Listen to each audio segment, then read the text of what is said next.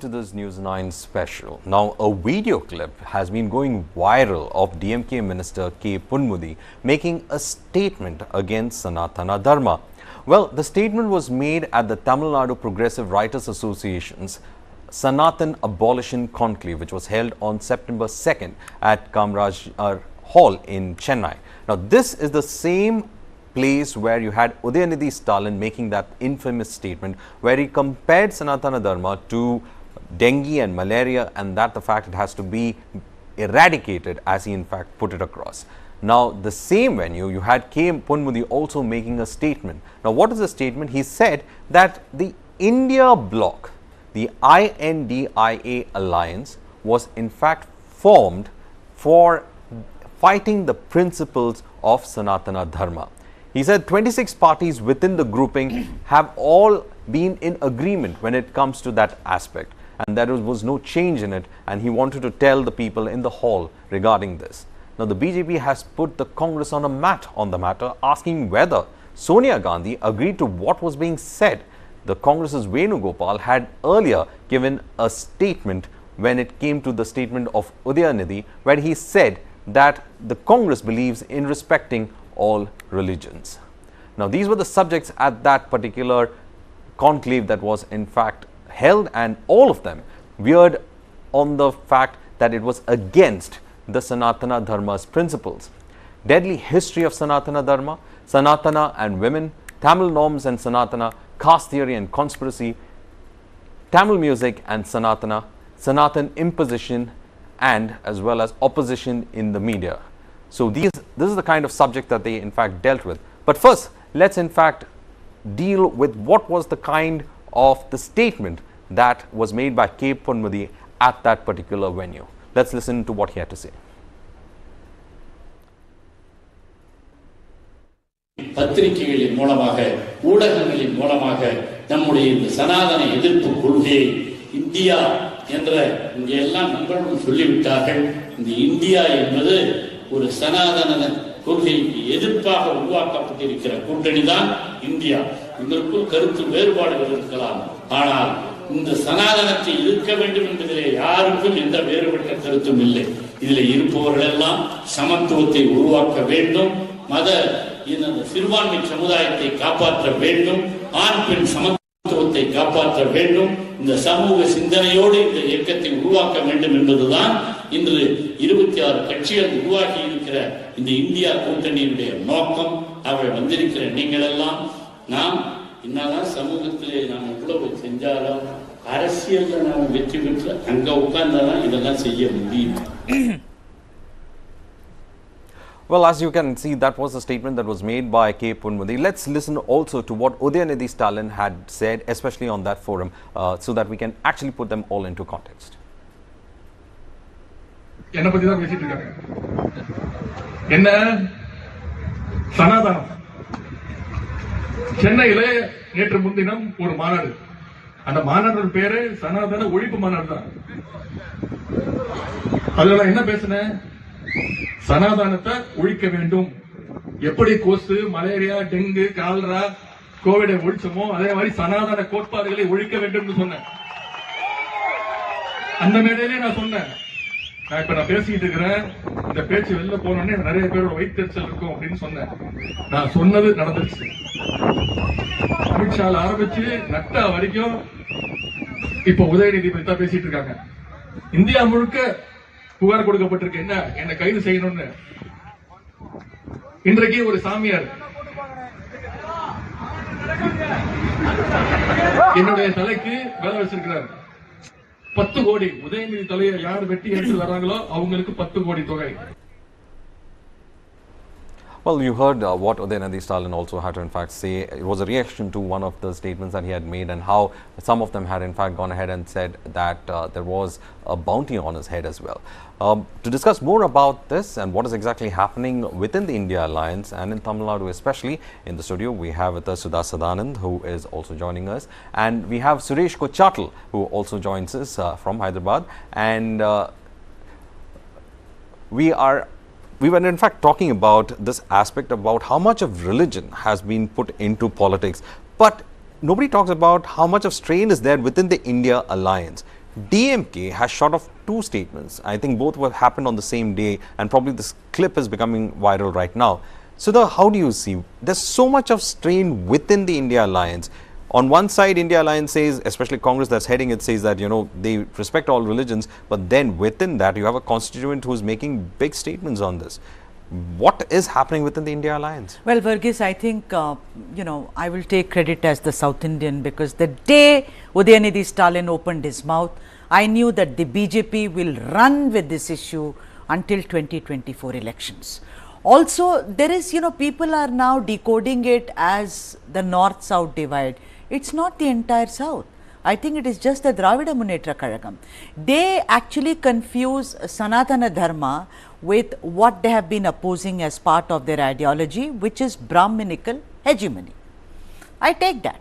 In the 60s, they all, all of them, whether it was Tandai Periyar, whether it was Annadurai, even Karunanidhi to a great extent, the kernel of their ideology is to oppose what is called higher caste Brahminical dominance for centuries over those who are marginalized. But Udhyanidhi Stalin needs to go back to school. Sanatana Dharma is not about Brahminical hegemony at all. But what they are also doing, the DMK, is also trying to own it, appropriate in such a fashion as if they are the only ones, the so-called conscience keepers of those who are protecting the rights and security of those who are marginalized. Look at it, Varghese. Udhayanidhi spoke. First of all, I have a big problem that who allowed that conclave to be organized. I'm not, me, I'm against banning of books, cinema, everything. But this kind of a conclave which will disturb public peace, I don't know who allowed it. Well, the DMK rules Chennai, so the answer is there for you. Later you heard Raja. Raja equated Sanatana Dharma with leprosy and HIV. Actually stigmatizing those diseases, he's done more harm. So too, now Ponmudi has also spoken about it. This is the season in the Dravida Munnetra Kazhagam to prove I am so loyal to the Crown Prince, no one else can speak about it. In the India alliance, Mamata Banerjee came out and spoke against it. Arvind Kejriwal spoke about it. There are several other leaders who have spoken about it. But this is the mother of all issues, and the BJP is going to run with it. And Udhayanidhi Stalin has done one thing. He has actually said this and somehow also in a way, publicized or been a propagandist for DMK, which has failed on all the issues. NEET, where are they on NEET? So when it comes to Senthil Balaji, when it comes to several other, corruption charges, there is also speculation that the first family, that is the Muthuvel Karunanidhi family, they may also be under the scanner. So you see what they have done to the people is, forget about all that. Let me secure your rights as a Sanatana Dharma. I think it will not work, but that is what I'm sticking my neck out. But in the larger expansive political spectrum, BJP has an issue, Varghese. BJP has an issue to in fact take to. Let's in fact get our other guest Suresh Kuchatal as well. Suresh, we had discussions on this, but it looks like there's been a serial kind of an offense that is happening over here. That is to target one particular religion, and it's being targeted with an ideology of atheism. Interestingly enough, you have believers in that party as well. But then in the larger context of India alliance, like Sudha was saying, the DMK seems to be giving the fodder for the cannon that the BJP could use for till up to 2024. True, absolutely. In fact, I feel that the guy who made the video must be a BJP chap, because he's releasing it in installments. And, it keeps the kettle boiling for a long time. All these videos had come out on day one. They've been 1 week of issue and speaking about it, and then controversy, and it would die down. But what we are seeing now is a daily installment coming out. And obviously there's a strategy behind it. Somebody is pushing this across because they know that BJP will use it to the fullest. And BJP will, why not? As a political party, they will use it, especially in the North India. They will play up this card and say, because DMK has in the past said that Lord Ram is a mythical figure. We had Shamsheer in Kerala from CPM who also said that Lord Ganesh is mythical figure, and which it doesn't exist. Now this all will kind of boil down to the Ram Janmabhoomi movement in January 2024, and you will see the statement that came from Uddhav Thackeray yesterday saying there could be a Godhra path version 2.0. These are all adding up to it. And today what's happening is that people like Uddhav Thackeray, people like Arvind Kejriwal, people like Mamata Banerjee, who face the Hindutva threat from their opposition, principal opposition. You saw that in the recent by-election in West Bengal. The BJP came pretty close second, and the Communist and the Congress, the so-called India alliance, who actually fought against Mamata, ironically, came third, very, very distant third. Arvind Kejriwal knows in Delhi it's a very, very sensitive issue. So is it in Rajasthan, so is it in Madhya Pradesh and in Maharashtra. So the point now is that the moment DMK does all this kind of stuff, BJP is going to play this up and they'll play it closer to the election to ask. Now, the Congress cannot keep on denying it. I mean, K.C. Venugopal might keep on saying that we don't agree with this, we don't say that, we respect all religions. But then he doesn't condemn the statement. He doesn't say that what Mamata Banerjee said, that what has been said is wrong, and then that should be condemned. And if that question is, if this minister claims that the India alliance has this as a part of their strategy, that is to destroy Sanatana Dharma, then the onus falls on all the 24 or 28 parties in the alliance to clarify whether any such discussion had taken place. And obviously there has to be an answer for all this, and I'm sure that in the days to come, BJP will play this up, and I'm sure they will not play it up to a large extent to like Brazilian team peaking in the quarterfinals. They want the Brazilian team to peak in the finals. So I think BJP will hold its guns and then go all out closer to the election. And as I said, the Ram Janmabhoomi will create that impact closer to the election date. Well, that's interesting enough. But we have also reactions coming in from Ravi Shankar Prasad on this. Let's listen to what he had to say. He has asked a pertinent question. He says, why is it that some Congress leaders are keeping mum about it? DMK के शिक्षा मंत्री हैं, उनकी टिप्पणी जो आई है वो तो कमाल की आई है। मिस्टर पोनमुडी, और अंग्रेजी में एक शब्द है, the cat is out of the bag. जो हमारी सोच थी वो सामने आ गई कि इंडिया अलायंस का गठन ही सनातन धर्म के विरोध के लिए बना है और उसे खत्म करना है। मेरे पास उनका इंग्लिश टेक्स्ट भी है जो उन्होंने उसी सनातन धर्म विरोधी कार्यक्रम में कहा था जिसमें स्टालिन जी मुख्यमंत्री के पुत्र ने सनातन की तुलना डेंगू मलेरिया से की थी, और बाद में तो डी राजा ने कहा कि ये एड्स से भी अधिक संक्रामक है, it is worse than AIDS and TB.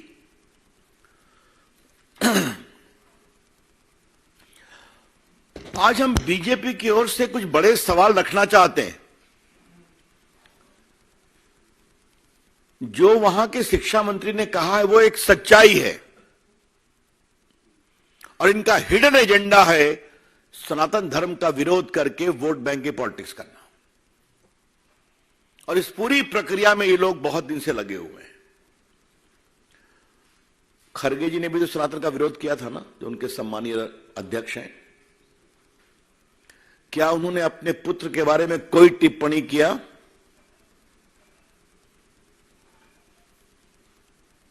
ये लोग एवरी रिलीजन की बात करके लिपापोती करते हैं। मैं कांग्रेस पार्टी से पूछता हूं और इस गठबंधन से पूछता हूं, क्या किसी और आस्था के देवों का आलोचना करने का इनका अधिकार है? इनकी हिम्मत है? कर पाएंगे क्या ये? हम सभी आस्थाओं का सम्मान करते हैं। सभी आस्थाओं के जो ईश्वर हैं, जिनको मानते हैं, हम सबों का सम्मान करते हैं। और ये वोट बैंक के लिए दूसरे पर तो चुप हो जाते हैं और सनातन का खुलकर विरोध करते हैं। So here you have Ravi Shankar Prasad saying that, it is kind of vote bank politics that we are looking at. But Periyarist philosophy always talks about atheism. And when you talk about atheism, in fact, his statements are like this. He says that anyone who believes in God is a fool. And, further on the kind of this thing. And most of these atheists have been attacking with those terms. But then you have this question mark of whether, Mr. Ponmudi is an atheist, or even Stalin to an extent is an atheist. They seem to be somewhere, trying to say that they're atheists, but they don't seem to be fitting the bill, because in certain places they are religious, in certain areas they tend to have religious kind of associations, but publicly they make statements like this also. Well, but the thing is that Hinduism has had a tradition of atheism for the longest time, Charavaks, who questioned the existence of any idol. So, they did not believe in it. So, Hinduism is a religion which accommodates all kinds of thoughts. You know, my Hindu God may be very different from yours, and vice versa. You know, so far as Tamil Nadu is concerned, like I said, whether it was Tandai Periyar, of course, they also highlighted several vile social practices which was being practiced by the higher caste. The Brahmins used to live in a special area called Agraharams, and no one else was allowed there. One has seen all that and one has witnessed, and yes, you know, to protest against such social practices is absolutely fine. This is not really atheism. This is about trying to push back again Sanatana Dharma, which they equate with Brahminical hegemony, and it is a mistake. I am saying this is not even, it's erroneous. It's like saying that, you know, you telling me that tomato is not a vegetable, Sudha, it's a fruit, if you read it. But I insist that tomato cannot be a fruit. I mean, we can go on and on. I'll say, but Varghese, I eat it in my vegetables and in salads. The point is, there is a technical problem, and I think Udhyanidhi Stalin does not understand it.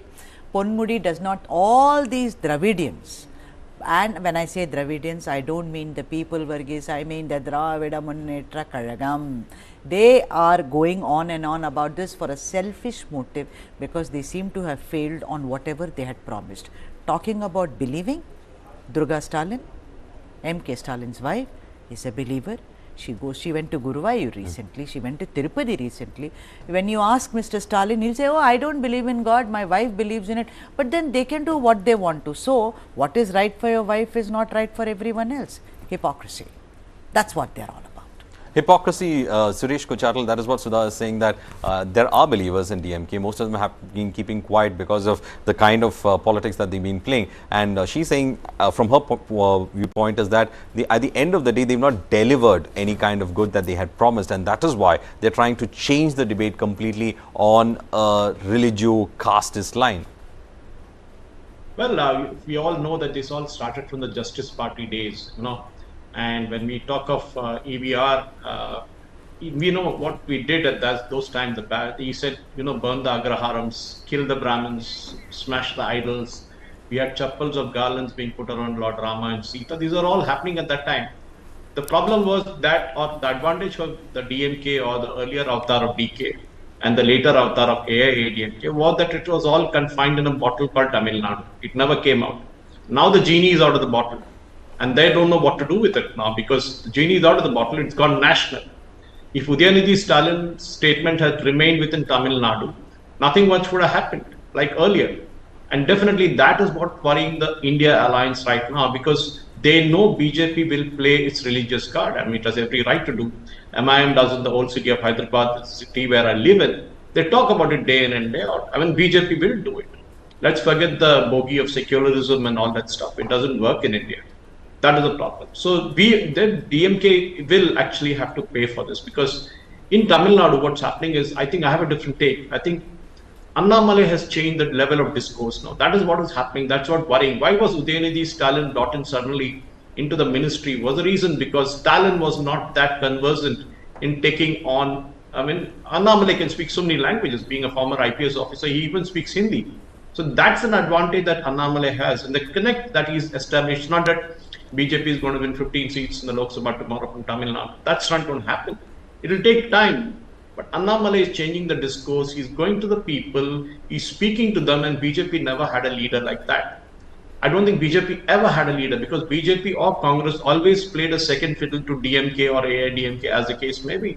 And that is what is happening. Today, what's happening, the AIADMK's position is getting weakened day by day with Palaniswamy or everybody around there playing their own set of politics, and that I think Annamalai is looking to occupy that space, and that is worrying the DMK more than AIDMK. They would have preferred AIDMK being the opposition party, because nothing much would have changed.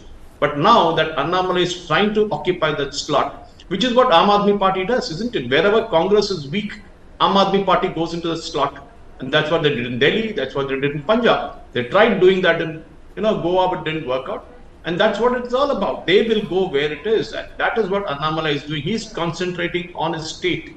He's not getting out of doing something like other leaders of BJP. I often tell these leaders of Telangana that learn from Annamalai how to actually connect an audience, how to engage the media. The way he puts his points across, I think that is worrying Stalin and his son. And this entire conference which you saw was against writers. It's a leftist conference. I don't even call it an atheist or non-believers conference, writers. This was basically a leftist conference, and typically of that, what you see in Delhi, in day in and day out, in many of those so-called conferences that happen, where writers come, they bash. It happens in Kerala too. We have leftist writers who keep abusing Hindus, Hindu gods, and then they claim they are secular. And rightly so, as Sudha mentioned, she was in Guruvayur. I mean, I come from Trishur, which is, the Guruvayur is 30 minutes away from there. She gave a golden crown. And now if you ask Stalin, he will say, oh, I have nothing to do with it. My wife follows her religion, I follow my religion. No, but you stick to it. Will you condemn your wife going to the temple? That's a question. Yes, Annamalai asked that question, and I'm sure that many of the BJP leaders will do that. At the national level, this is what is worrying the India alliance. At the national level, BJP will play this card, as I said before. And maybe they are holding it with getting Ravi Shankar Prasad and soft spokesperson like that. But they'll throw in the aggressive ones, and don't be surprised if Nirmala Sitharaman is put into the forefront tomorrow at a national level where she starts questioning, because she has a connect with Tamil Nadu. And that is going to be worrying for Stalin, because she can speak in Hindi, explain to people in a press conference or in public meeting, play that video 10 times, 20 times, and that will create impact. Well, that looks like the strategy. But Sudha, you wanted to say something about Suresh observation. You see, the thing is that the BJP also has played its cards very smartly in Tamil Nadu. After L. Murugan, they got Annamalai, who is, belongs to a particular caste, which is more acceptable. He's from Karur. His speaking Hindi or other languages do not matter. If he speaks Hindi, that's going to spell the death knell for him. Because in Tamil Nadu, if you try and speak in Hindi, first of all, no one understands it except for cinema. Number two, there is opposition to Hindi. It's like looking at it. The BJP has around 2% or 3% vote share. I don't think. Annamalai, good orator? Yes. Is he efficient? Yes. But then Annamalai, I don't think that Stalin really cares about Annamalai. Stalin really cares about how to secure his personal, fiefdom, as it were. So that's why, and also the power. He has become chief minister. He wants to keep that power. Please understand what all has happened with the DMK. Annamalai's greatest achievement is to see that PTR Madurai vacates the finance minister chair and sits as an IT minister. That's an achievement, So DMK is faced with corruption charges, very serious corruption charges.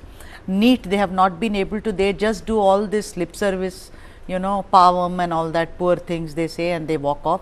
They have not been able, the caste violence, even today in Thoothukudi, it has happened. It has spread to schools. You know that case in Tirunelveli where two kids, their classmates tried to attack them with sickles. So caste also, they have the gall to speak about Sanatana Dharma. First look inwards and do something about the entire caste violence which has gotten into schools now, Varghese. So they are very, very jittery today, and therefore they need an issue like Sanatana Dharma. So basically, being part of the larger alliance is not what they're actually creating, trouble for the larger alliance. And at the same time, they are having to look at their domestic concerns as well. So they say, let us go to the purity of their ideology, and that is why they start comparing this and creating that old debate. So as you said, the first attack of the DMK was against the Brahmins. I mean, the patriarchal Brahmins as such. But as a population, they have all migrated out. Most of them are not there. So they are around. Are they trying to create an enemy of sorts? They are around 2% now, and they are, away. They decided to run away to the US. A lot of them came to Delhi because there is central services here. There are, of course, 2% there, 2.5, 2.3. But no more are caste, whatever caste clashes that you hear about, read about, seldom has any Brahmin at the kernel of it, because he is keeping quiet there. He knows that he is ostracized, that he does not have a voice at all. If he opens his mouth, this is what is going to happen. Therefore, it are intermediary castes, and I don't want to name them. They are the ones who are now actually perpetrating all kinds of injustices on Dalits and the super marginalized groups in Tamil Nadu. So far as the Brahmins are concerned, a lot of political analysts says that one of the reasons that Kamal Hassan has now hitched his bandwagon to the DMK is because he just could not make any mark because of his caste. You know that he is Brahmin. So therefore, he has done that. So the Brahmins are actually eclipsed. They have been obliterated, so to speak. It is the intermediary caste which is now really wanting its share and space. How come Panchayat presidents, a lot of case Varghese Panchayat presidents are not allowed to unfold the flag on Republic Day and 15th August? Because they belong to the lower caste. So in Tamil Nadu, yet another caste war is raging.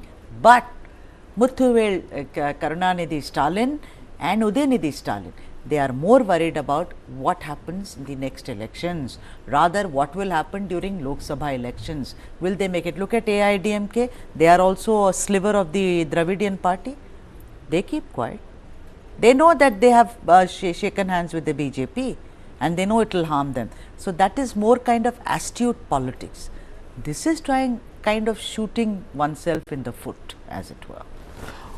Oneself in the foot. Suresh Kuchatal, when you come to Tamil Nadu, the BJP has been trying to make a lot of inroads. I mean, both of you all have different opinions whether Annamalai would be able to do it and how the existing situation would actually play out. But recently, if you look at how the BJP has been having a lot of presence in Tamil Nadu. A.I.D.M.K has not been doing an opposition role. Statements from the A.I.D.M.K have been far few little and very feeble as well. So the opposition space is now being completely taken by the BJP, though some say that it is trying to punch above its weight when it comes to Tamil Nadu. Well, I think I just want to correct Sudha. I didn't mean that Annamalai is going to speak Hindi in Tamil Nadu. I know that should be a disaster.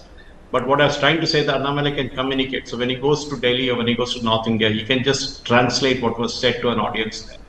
Coming back to the point whether Annamalai can make a difference. Remember, this is a state which accepted a Malayali as a chief minister, M.G. Ramchandran.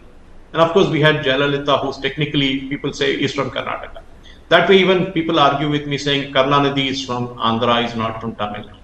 So this is a state that has gone beyond where it was. In fact, Madras was a big state, and then it later on got divided into Andhra, and then Andhra became Andhra and Telangana. We all know what happened those days. But Tamil Nadu by itself, I mean, I studied there, and I can tell you that a lot of people there speak Hindi. It's wrong. I mean, I'm talking of when I studied way back in 83, 86. That was long ago. But today, if you ask me, they speak Hindi. But the problem with very simple is that they don't want to be seen speaking Hindi.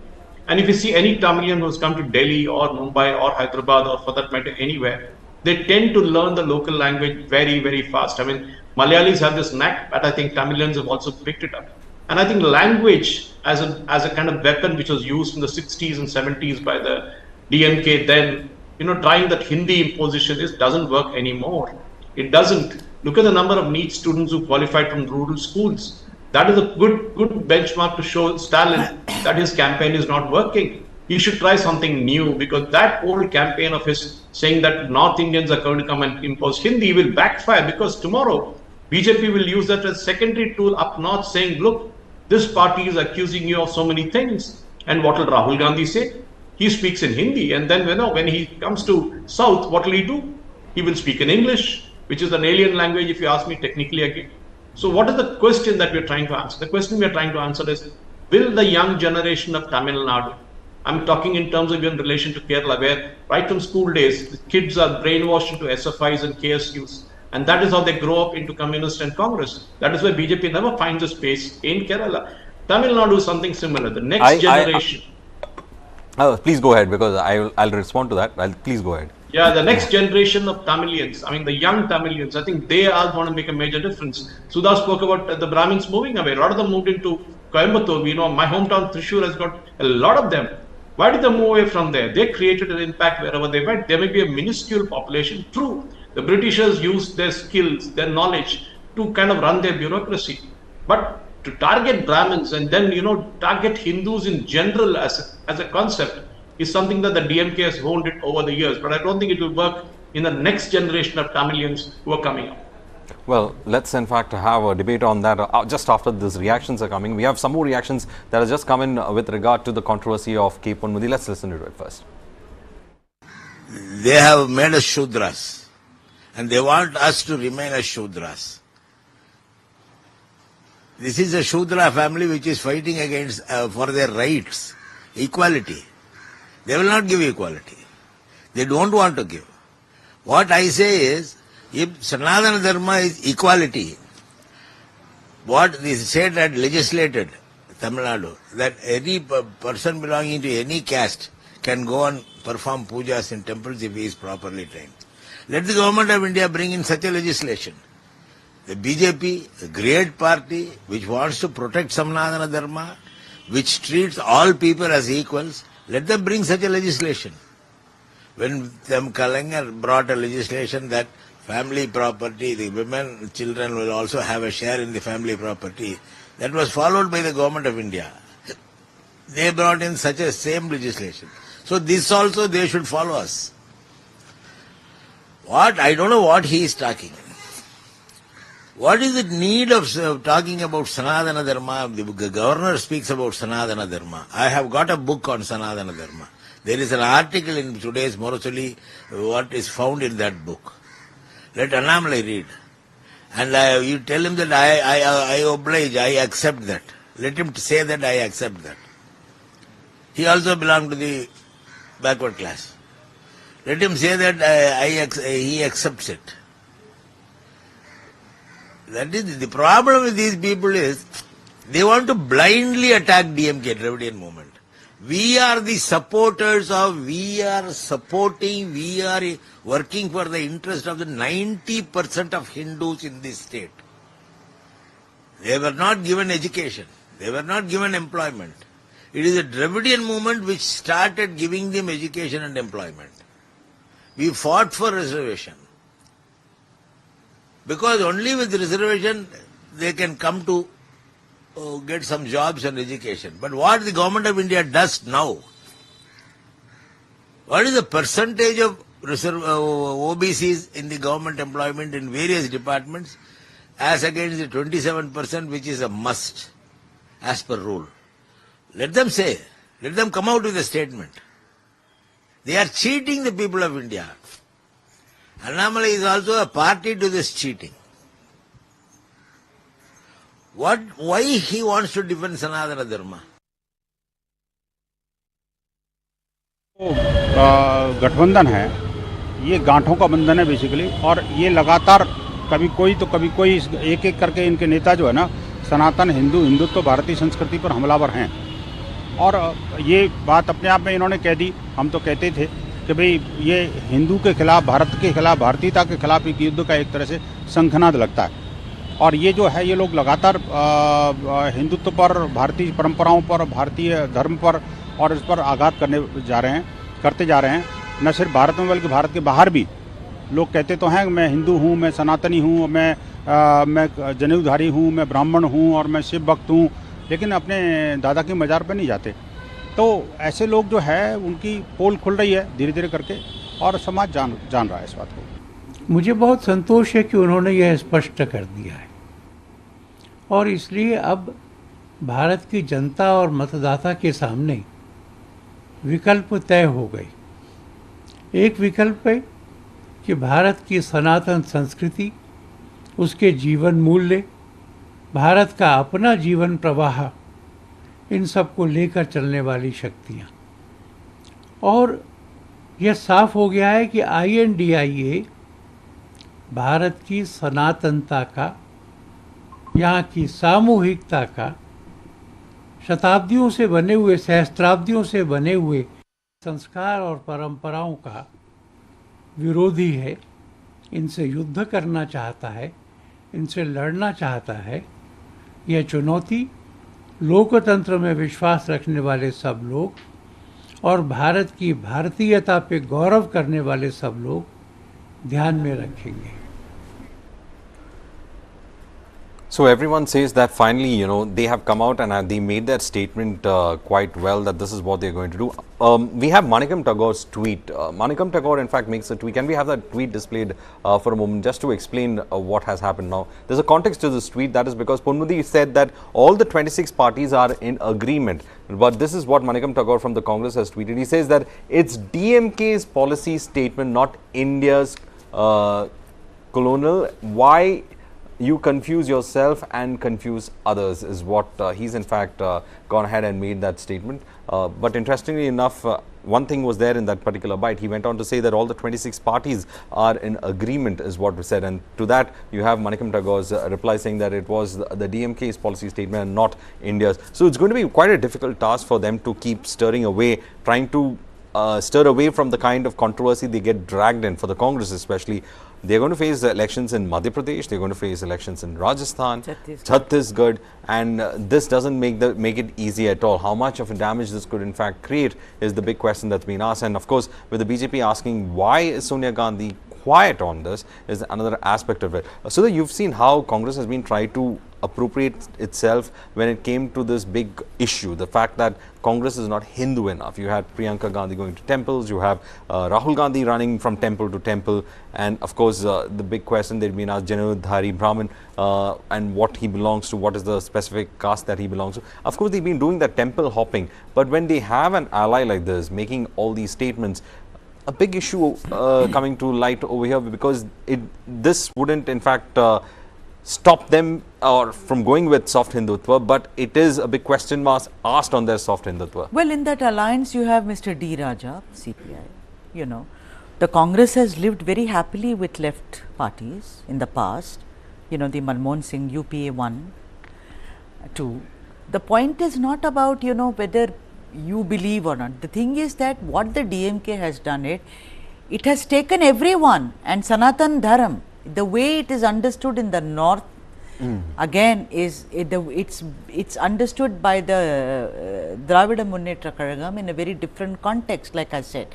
Like what Tandai Periyar said, that I do not know if one should attribute it to him, but something to the effect that if you see a snake or a Brahmin, you should kill the Brahmin, I mean, I'm not getting into that argument, because I also think that certain terrible, despicable things were perpetrated by those high caste Brahmins. Sure, it's not even a fight between Sanskrit and Tamil. I'm a Tamil first. I mean, no way. But the point of the matter is that by saying Sanatana Dharma, he also, I mean, the Udhayanidhi Stalin, Mr. Raja, now Ponmudi, so many people, these people have actually included everyone into that ambit. I could be, Sanatana Dharma is equivalent to Hinduism for some people. Sanatana Dharma is, according to some others, is something which is perpetrated by seers. I don't follow that Sanatana Dharma at all. Also, I think DMK has no knowledge that Manusmriti is a different book. I don't care about Manusmriti or Manu, but they think that everything that Manu said sits in Sanatana Dharma. So, you see, when you are semi-literate, that's the problem. That's the problem, and that's what they have done. And this is going to boomerang on them, because all those leaders, who are going, when Chhattisgarh happens, Rajasthan happens, even Telangana happens, all those people would have to go and explain. And recently we had Mamata Banerjee going to a temple and offering puja as Why well. this Rahul Gandhi has run to all the mathas in Karnataka? What happened? He went to all the seers to seek blessings. He wears a veshti or a munde happily. Then it is not about that. You see, the thing is, they are also doing this because that's how it is acceptable now. India has changed. And let me tell you, will Stalin ever open his mouth against, let's say, the minority community? There he'll say happy Eid, happy so and so, Christmas and everything. I am saying you are a minister, behave like one. You are the protector of the rights of even the Sanatanis in Tamil Nadu. What happens if tomorrow something starts, a riot starts? I'm sorry, but this is disturbing public peace, and by a sitting minister. I know that he got the ministership because he's Stalin's son, he also won, but the point is that this is a very irresponsible statement, is what I would say. irresponsible statement and the wrong time. But here again, it is others taking up.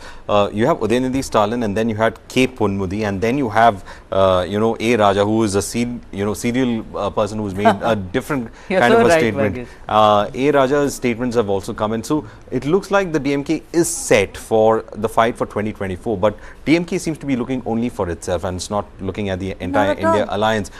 How far, I'll in fact get Suresh Kochatal, how far do you think that probably within the India alliance pressure is going to mount to throw the DMK out if these statements do keep coming?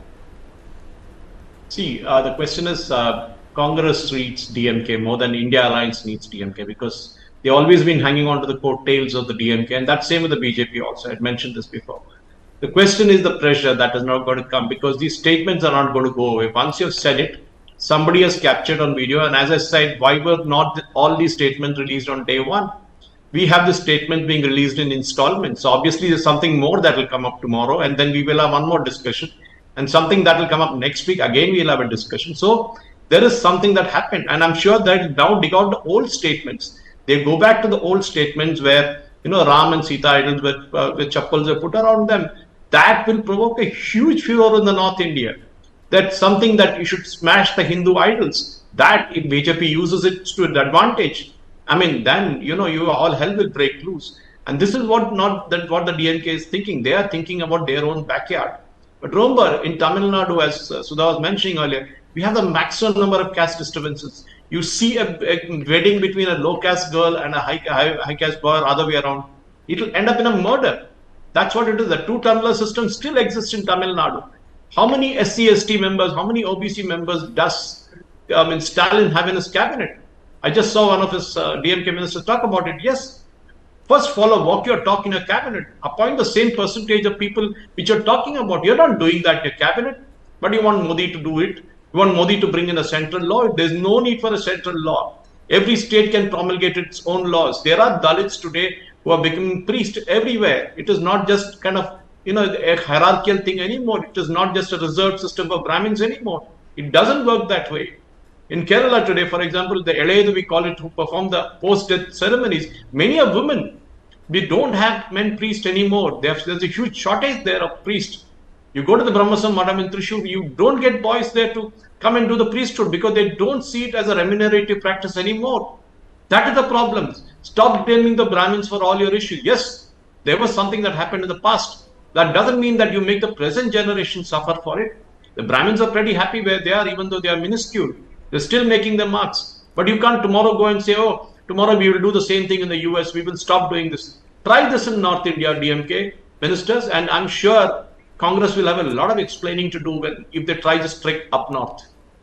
Well, also, Sudha, just before we try to, in fact, end this discussion, we have seen how this entire thing has been playing out. We have seen how the politics of the Dravidian movement have been playing out. Is it that, present-day India is not ready for the Dravidian kind of politics that was there? At that time, things were at its peak. You had revolution in Russia, you had, communism going, and you had the Justice Party. There was a whole lot of mess that was the country was going through. You had the freedom movement on one side, and of course the justice movement, and there was anti-caste movements that were happening. We've come a long way from all that. So at this present juncture, it's a different kind of politics that needs to be played and not, in fact, look into it. So I think that is something that we have one more reaction that's coming in. I asked my PCI director to just punch in. It's an important reaction that's just come in.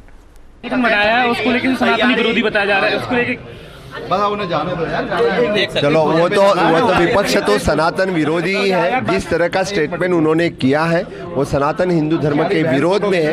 उनका अंत नजदीक आ चुका है. Well, that was in fact Pramod Samant also speaking on the issue as well. So I think is it wrong politics that we are looking at? Why should, sorry, but the only book that I follow is the Constitution of this country. It gives me the right to believe in God, also not believe in God, to be doubtful about the existence of God. I mean, no one person or one sect or one religion can decide for the rest of the country.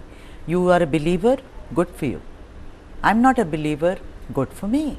So the Constitution is the only book. Who is the DMK to say that Sanatana Dharma is equal to mosquito repellent and he that coil, you know, on Udhyanidhi Stalin's timeline.